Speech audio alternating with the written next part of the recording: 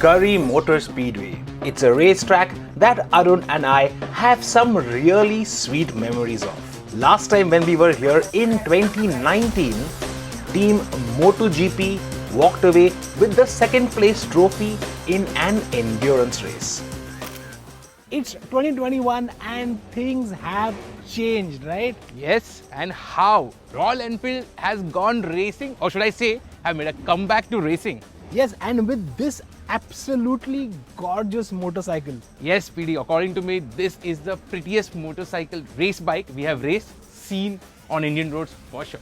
Absolutely. But you know, the thing is, as pretty as this bike looks, it's still a fairly serious bike. Yes. A serious race bike in that sense. Yes, and things haven't changed much. For example, the fuel tank, the engine, the wheels, the brakes, they are the same as the standard motorcycle. Frame as well, mostly. Frame as well, and it's got a touring seat also. Exactly, something you can buy at any Enfield showroom for your Continental GT or for your Interceptor. So you can do a endurance race also on this. In theory. Yeah. But coming back to things that have changed, Yes. apart from this obvious fairing, there's no headlight, no tail light, no indicators, the bigger change here is the ergonomics, right? Yes. And I wanted to show people just how aggressive this bike is. Okay. So as you guys can see, the handlebar has been lowered, the clip-ons, the foot peg is rear set, it's higher, so the riding posture is aggressive, and if you have a paunch like me, tucking down isn't gonna be easy. Yeah, I think I had the same problem. And honestly, all these changes are just with these 2 points, right? The handlebar And and the the foot pegs. pegs. Nothing else. Everything else pretty much stays the same. Yeah. The tank especially, the same Same as the tank. standard bike. And then, of course, there are some other changes. And the biggest one, of course, is that exhaust out there, right? So in terms of power, they claim to have about 5 to 6 horsepower more with the exhaust. Yeah. They haven't done anything with the engine. The engine is absolutely stock. But the bigger thing that you get with that exhaust is Weight loss. So just like PD, this bike has dropped almost 24 kgs. well, no, I've got about 10 kilos. But yeah, 24 kgs. However, by race bike standards, this bike weighs 174 kg dry. That is heavy. absolutely. In that sense, it's very old school. Yes, and that heaviness feels on the track when you ride it. Absolutely. But you know, just the exhaust itself seems to have dropped almost 20 kilos. Yeah, so the standard exhaust is around 24 kgs, and this custom-made stainless steel exhaust weighs just 5.5 kgs. Yeah, that's both the exhausts combined, so Yeah. which is really Massive. fantastic. And of course, they sound insane. Like they are loud and they're absolutely nuts in that sense, which we can kind of give you a sample of.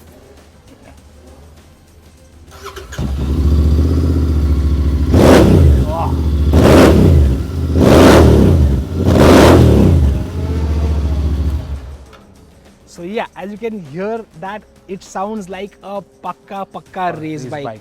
Yeah, so not at all recommended for road use at all. The cops won't be too pleased with Yeah. this. And then coming to other changes, of course, suspension, while the basic units are unchanged, like the fork is the same, the rear shock is the same, the shocks are the same.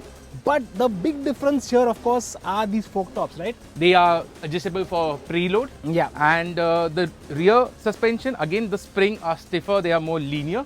Yeah. And again, the suspension is stiff.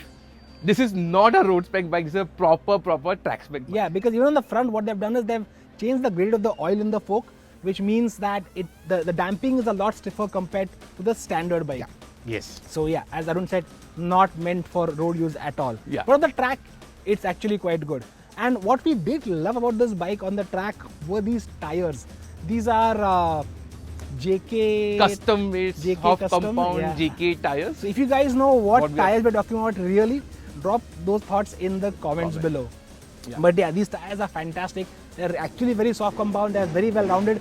So you have lots of grip, like even when you're heavily leaned over. Yes. Like honestly, I was doing some very silly things on the track and the tires held beautifully. Yeah. And the racers who were racing these, They were belting it, yeah. they were doing such amazing lean angles, like it was insane to watch. But having said that, in terms of handling, I felt the front was very heavy and you had to literally muscle the motorcycle. It felt like a workout. When I came back from the riding, we were like sweating, and that is something that will take some time used to, because this is a very old school way of motorcycle. This is a very Absolutely. analog bike. So we are kind of used to the more technology, like it's like a telepathic handling that we have with this motorcycle? Exactly. I mean, we have ridden some Indian race bikes, and while they are simple in terms of their construction and their engines, that lightness of the modern chassis that are there, that's something that's simply not there on this bike. So it needs a lot more physical involvement to actually get it turning and get it stopped. And talking about getting it stopped, the brakes. Yeah. So these are stock brakes, but of course because it's a track bike, no ABS.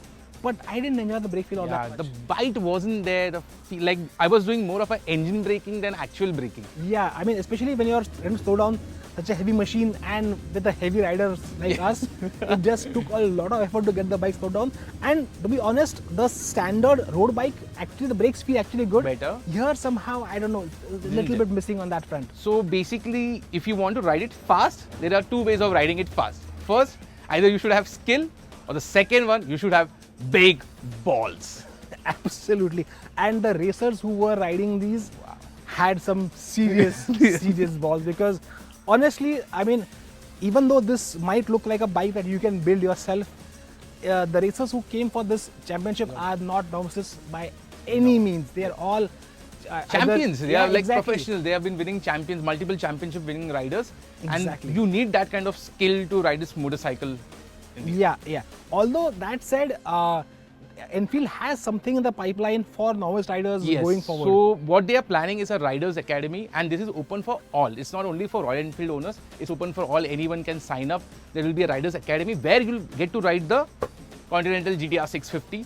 So that will be a good stepping stone for you guys if you want to start racing or want to experience racing. And based on that, they might also have a novice category, which will be a good addition. Yeah, absolutely. And that way, I think it will be more accessible to more people. Yeah. Because the championship in the current form, honestly, is meant for serious guys. Yeah. And those serious racers, of course, might want more from this bike in that sense. So maybe going forward, Enfield might make some modifications to make this even racier in that So sense. basically what they are planning is to stiffen up the suspension even further. They are going to add some stiffer springs. On the engine front, they are adding a new ECU, a new airbox, so better performance. And that better performance will be really helpful at BIC. Absolutely. Because at Kari, the bike was shorter geared than standard. But for a track like Chennai or BIC, you will need taller gearing. And of course, extra horsepower will always help in that sense. So PD, what do you think about RE's first attempt at racing? I think it's a fantastic program that they've got, and I would really love to see this open up to more novice riders. I mean, right now it's still basically the experts who are doing this, but I think when we have more people getting into it, and because the bike is technically so easy to make, you can have more novice riders even make bikes like this and do track days on it, Exactly, right? because these are the modifications that you can do at your place, like you take it to your local garage and get it done. And the thing is, Royal Enfield says all the modifications made on this motorcycle have costed him just ₹1,00,000, which for a race bike is phenomenal value. Exactly. So I think great first effort from Royal Enfield in terms of racing and retro racing on that end. And so this is the GT-R650. What do you guys think about this motorcycle? What are the modifications you liked on this motorcycle, and what are the mods you want to be added on this motorcycle? Do let us know in the comments. And of course, do stay tuned, because Enfield will be opening up the GT Academy pretty soon. So that's something, if you want to go racing, that's something you should sign up for and keep an eye out for sure. Anyway, this has been us at Kari. I'm PD. I'm Arun. And we are Team MotoGP.